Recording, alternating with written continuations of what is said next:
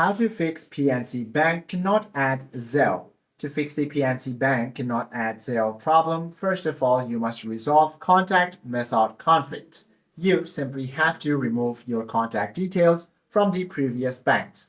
You simply have to log into the old bank's mobile application or website. Navigate to the Zelle settings and look for the linked phone number or email. Select delete or unlink to free up that piece of contact information. Once you do this, you simply have to now update and match your PNC profile information. Log into the PNC Mobile application, click on your profile settings, then select contact information. Verify that your current mobile number is listed and explicitly marked as mobile or cell phone.